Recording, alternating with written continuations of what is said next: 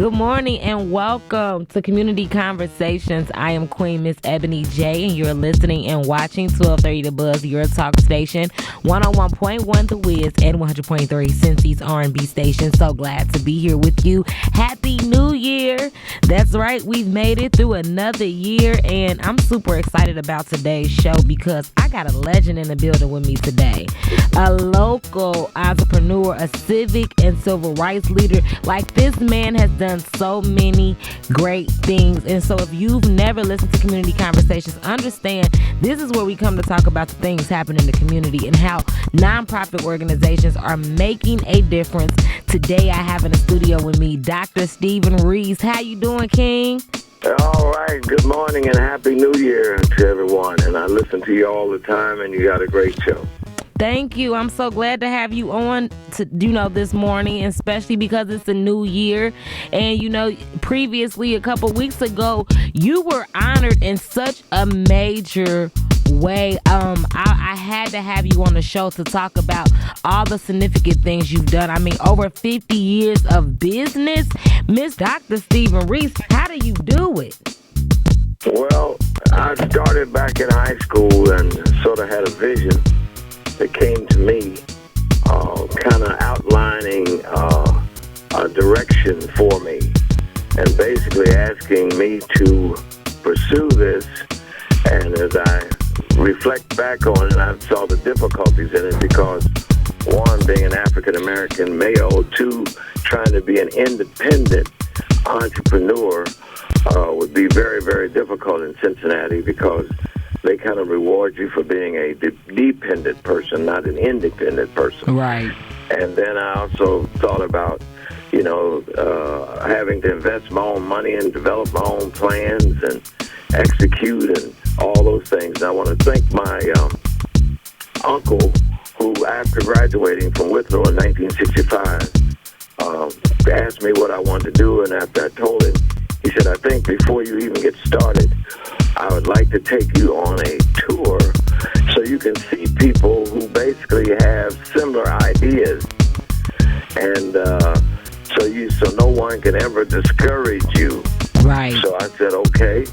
And he took me to Motown Records, and I got a chance to see Berry Gordy and the Supremes and Marvin Gaye and, how he operated, and blacks in charge and blacks investing in themselves and marketing things all over the world. And then he left there and took me to Chicago to Johnson Publishing, who had their own building in downtown Chicago and had African Americans working, and they had Jet and Ebony magazine, and they were doing great things.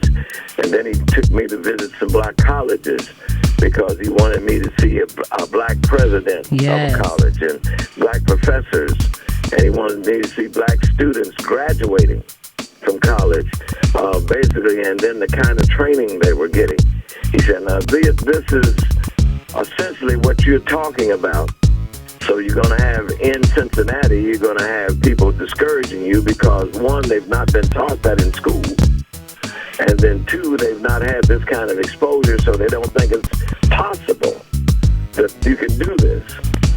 So on returning to Cincinnati, my mother and father allowed me to get a desk and a telephone and a file cabinet and put it in their basement as long as I stayed quiet and pursued my little dream, because my father worked two jobs, and he said, I don't want no noise down in that basement waking me up. So I had to go in and out of the basement, and I started there with about $50 and started hustling around and wanted to do it. And I had made good contacts with some people.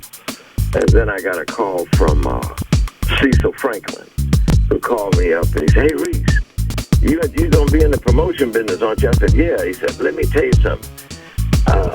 My sister, man, she going to be a giant. She going to be a star. I said, really? And we just signed to do a national tour, and I'll put Cincinnati on the stop.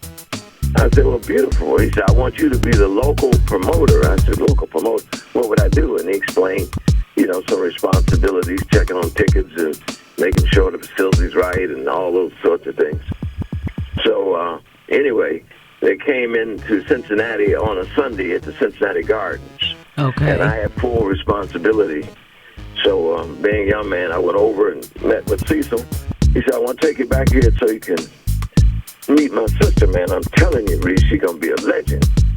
And I went back there and he said, Aretha, this is Steve Reece.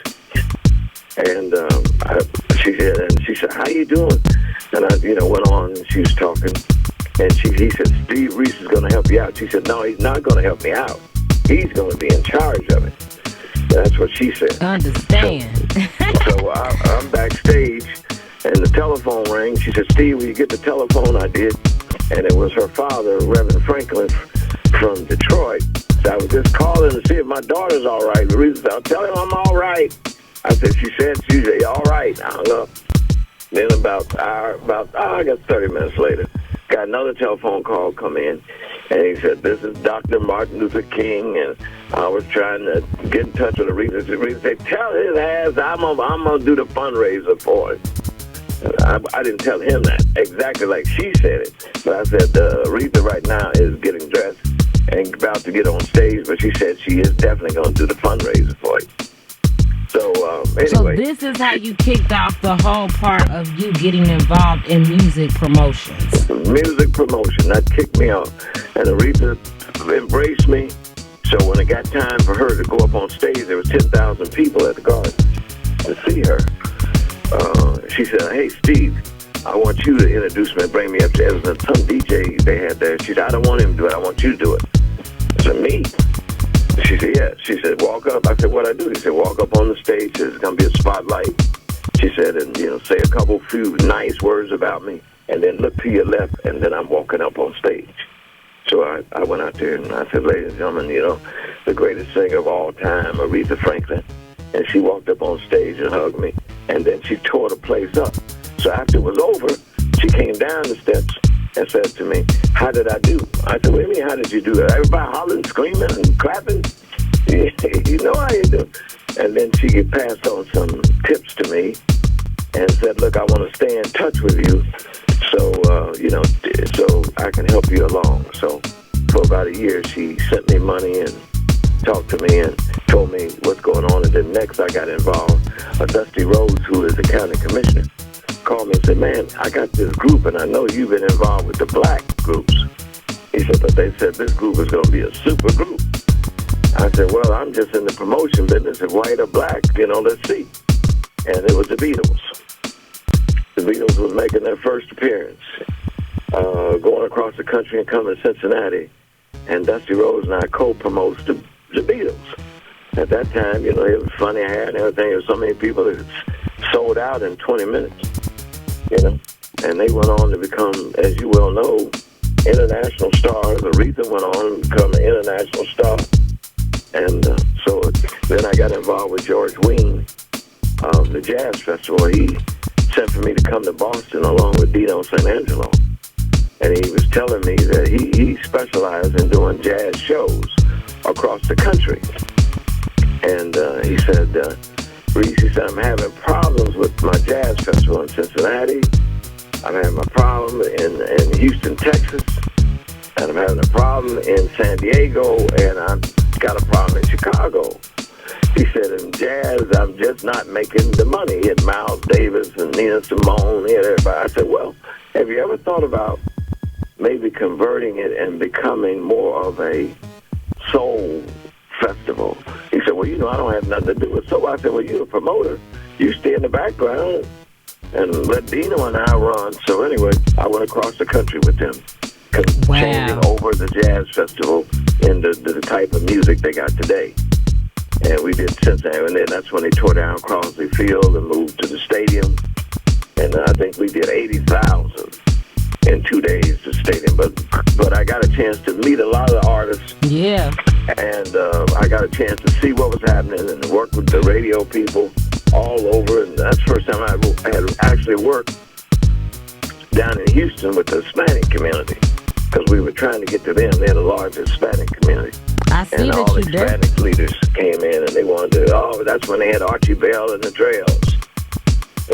So we sat down and worked with them, and that gave me a lot of experience, met a lot of artists, a lot of people in the music business. And then I formed my own record label and called SR Records, and went in the studio. I had been doing jingles and commercials, helping guys out, and of course, producing them. And then I met Bud Hopgood. Bud Hopgood, and I'll move on. Bud Hopgood used to hang around Bogart's, which was called the Inner Circle at that time. And he said, he's a white guy. He said, "Hey, Steve, I want you to go with me one night." It was one night, midnight. I said, "Where we going?" He said, "Man, I'm going to take you to the hottest recording session in America." I said, "Can't be Aretha, because Aretha is not in town." He said, "No, it's hot, Reece. It's hot." Anyway, we jumped in his car and drove. He drove 80 miles an hour to King Records. I went into King Records, and they locked the door. I said, "Hey, man, they locking the doors. What's happening?" And he said, "No." He said, the musicians was in there. They had been playing for 3 or 4 hours. And then all of a sudden, Bud went to the restroom. He said, "Sit down, be quiet." He said, "But whatever you say, always say Mr. to the person that's coming in here." I said, "Look."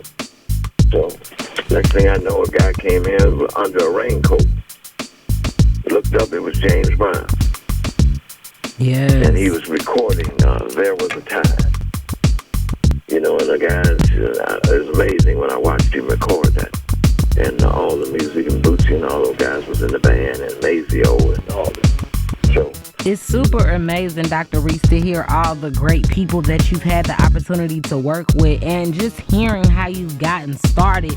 So the funny thing is, you started in music, but then you started working with the mayor. You promoted the Ali movie. You helped out with the boxing, getting it down at Duke Energy Center. I also saw that you did some stuff with Dr. Martin Luther King Bread Basket Program. Like, you have done tremendous work. I even saw Warren Cable, like you did some things with Warner Cable, and that you were one of the founders of the African American Chamber of Commerce. For somebody that's listening that truly has a goal to make a difference, what advice do you have for them? Because you've done so many great things. Like, how did you do it?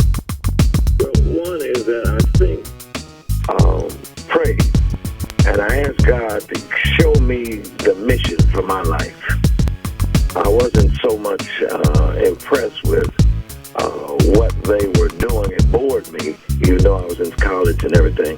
They were teaching me stuff that already had been done right by other people that wanted me to master that. All that would do is train me to be another good employee. And my daddy had been a good employee. He worked 44 years at the post office, and at the end he got a gold watch.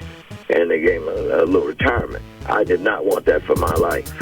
So I said, well, what is the mission? And then it came to me.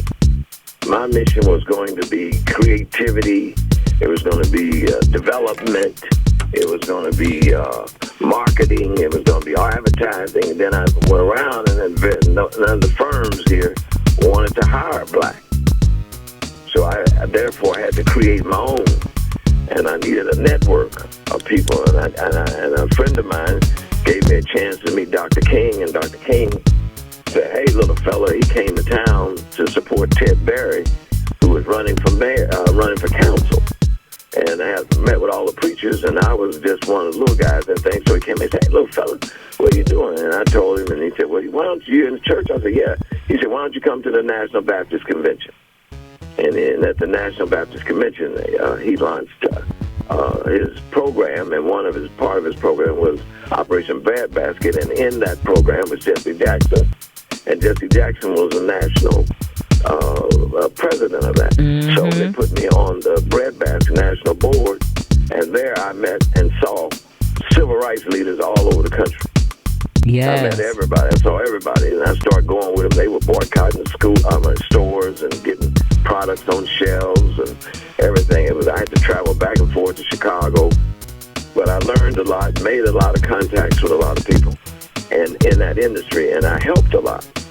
And so therefore, I was able to use my skills, and there were people who had more experience than me. It was like I was on the job training. I started, "No, Reece, you do it this way. Reece, you do it that way, and do it this way." But long story short, when Jesse raised the proposition that a black should run for president, and went all over the country. I was in the committee with him that went across the country, and at the end, nobody wanted to do it. I said, Jesse, you got to do it yourself. He said, man, I can't do that. So we had a big meeting at Unity Bank in Chicago, and Obama was sitting right next to me at that time. He was not the president. He was sitting in the committee trying to decide on who we was going to get to run for president. And nobody in the room wanted to do it. So finally, I made the motion that Jesse Jackson run for president. And I said, maybe if you do it and you get out there, we can start registering and get a lot of people registered. We can help a lot of people. So 84 and 88, we went across the country, met everybody, and met all the congressmen. I knew everybody. And I saw a lot of stuff, and I met a lot of good, talented people. So that improved my skills and my connections of being able to do what needs to happen on the political side. And then I ended up serving 3 years as the top assistant for Ted Berry here in Cincinnati. He was the first black mayor. And that was a great experience. I learned a lot from him. I remember me going down to his office, and he offered me a little. I told my father, I said, I can't work for what he's talking about. My father said, it's not the money. It's the experience and the training you're going to get that will benefit you the rest of your life. I said, well, Daddy, I can't eat that. He said, right now, I'm telling you, that's what you need to do. He exposed me, trained me to the whole political system. And he was 65 and I was 27. Look at that. And here's a black man doing that and giving me an opportunity. So I've been under some great black mentors like Jesse Jackson, Theodore M. Berry, Dr. King. I've been in the music. Prince Hall, I'm a Prince Hall Mason. I got a chance to meet a lot of brothers all over the country and then serve as the Grand Master over the whole state of Ohio, and then got involved with the Shrine, and they put me as the director of promotion internationally. So that meant we had the second largest black convention in the world. That is truly a blessing, Dr. Reece. Now, I know we got somebody that may be listening because we only have 2 minutes left and you've done so much. Is there any advice that you have for anybody listening? Because I definitely got 3 things. Surround yourself from anything that we can take away from Dr. Reece's story is surround yourself with like-minded individuals. Just get started. Be ready to learn and listen and to get a mentor. Is there anything else that you would advise us to do? You got to be willing to keep God first and invest. Don't be afraid to invest in yourself. Most people they'll invest in a car, invest in a house, or they'll invest in something else, but they do very little in terms of their personal development, investing in themselves. And I invested a lot of my money where many of my friends was riding around in new cars and, doing well and had all the girlfriends. I was walking around with a grip and one pair of shoes, trying to invest in myself to do a little bit. You got to be able to invest in yourself, and they're always counting on the fact that if things get difficult and get hard, we won't stick with it. I need you to make sure that you take the time out to drive to East Seymour Avenue. It's at Landon Farm Road in Bond Hill. Stop by and get a photo with Dr. Stephen Reece Sr. Way. The street is named after him. This king has done so much. Dr. Reece, I'm so just honored to just be in your presence, to be able to speak with you and to learn from you. I've learned a lot working with you in the campaign and doing all this work for Commissioner Alicia Reece now. That's my daughter. She's doing beautiful. And I know you're so proud.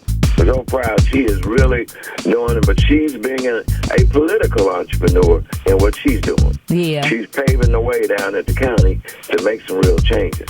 But you can definitely tell she's learned from you. After reading your resume and reading hers, she definitely learned from the greatest.